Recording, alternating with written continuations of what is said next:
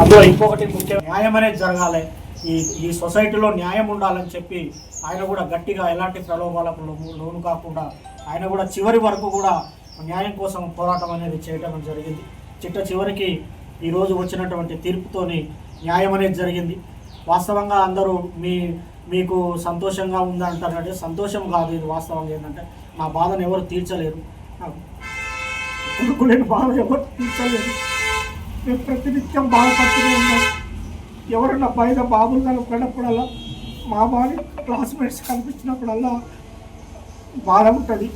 కాబట్టి దయచేసి నేను చెప్పేది ఏంటంటే చంపుకోవటం అనేది కరెక్ట్ కాదు. ఇప్పుడు నా మనవాడు ఉన్నాడు, మనవాడిని కూడా మేము చూసుకోవాలి. మాకు ఎవరి మీద కోపాలు లేవు. మేము ఈ కేసు విషయంలో సాక్ష్యం చెప్పాము. మా బాధ్యత మేము నిర్వర్తించాం. కేవలం ఈ హత్యలు ఆగాలనే ఉద్దేశంతో చెప్పాము తప్ప వేరే మరొకటి కాదని సందర్భంగా తెలియజేస్తున్నారు. న్యాయస్థానం కూడా కరెక్ట్ అయిన తీర్పిచ్చింది. ఈ సందర్భంగా చివరిగా నేను చెప్పేది ఒకటే, న్యాయం అనేది ఉంటుంది. పోలీసులు కానివ్వండి, చట్టం కానివ్వండి, న్యాయమూర్తులు కానివ్వండి, న్యాయవాదులు కానివ్వండి ప్రలోభాలకు లొంగు కారు. ప్రణయ్ కేసు విషయంలో నల్లగొండలో వచ్చినటువంటి తీర్పు ఏదైతే ఉందో ఆ తీర్పు ఒక నేరస్తులకు ఒక కనువిప్పు అనేది కలగాలి, కనువిప్పు కావాలి. ఎందుకంటే మా బాబు ప్రణయ్ హత్య జరిగినప్పుడు ఇదే చివరి హత్య జరగాలని చెప్పి జస్టిస్ ఫర్ ప్రణయ్ అని చెప్పి చాలా మేము పోరాటం చేశాము.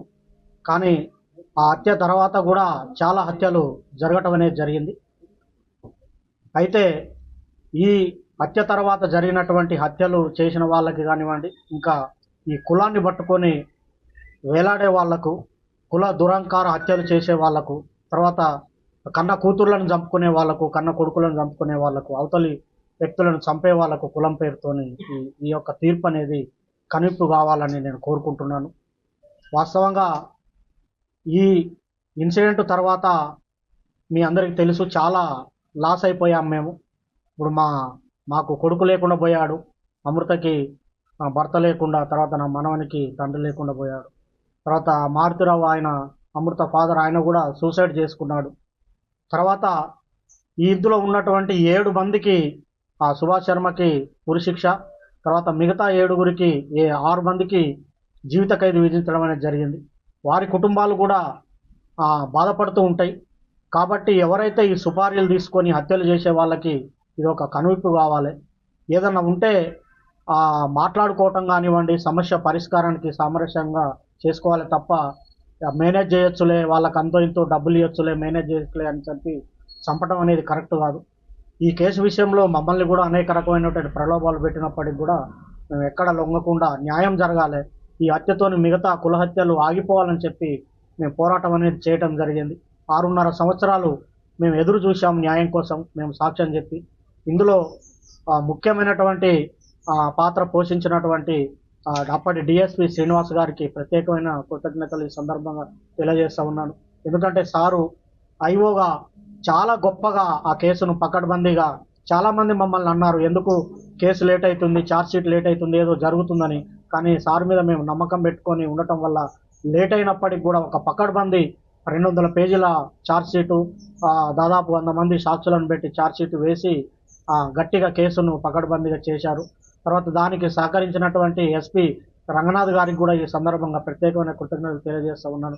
సార్ ఆధ్వర్యంలో మంచి టీము సుభాష్ శర్మను ఆ రోజు వెళ్ళి పట్టుకోవటము, తర్వాత నిందితులందరినీ పట్టుకోవటం విషయంలో కూడా సారు అనేకమైనటువంటి టెక్నిక్స్ ఉపయోగించి, టెక్నికల్ ఎవిడెన్స్ ఉపయోగించి తర్వాత ఈ సాక్ష్యాలను కూడా ప్రొడ్యూస్ చేయడం అనేది జరిగింది. అందులో ఇంకొకటి ముఖ్యమైన విషయం ఏంటంటే ఈ కేసుకు వాదించినటువంటి అడ్వకేటు దర్శనం నరసింహ గారు చాలా గొప్ప వ్యక్తి ఆయన.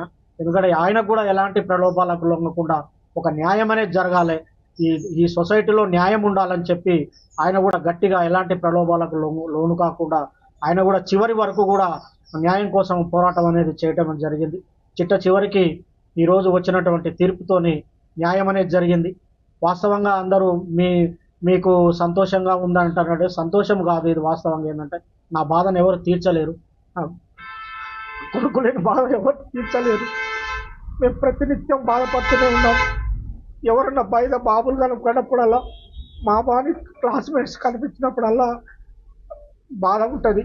కాబట్టి దయచేసి నేను చెప్పేది ఏంటంటే చంపుకోవటం అనేది కరెక్ట్ కాదు. ఇప్పుడు నా మనవడు ఉన్నాడు, మనవడిని కూడా నేను చూసుకోవాలి. మాకు ఎవరి మీద కోపాలు లేవు. మేము ఈ కేసు విషయంలో సాక్ష్యం చెప్పాము.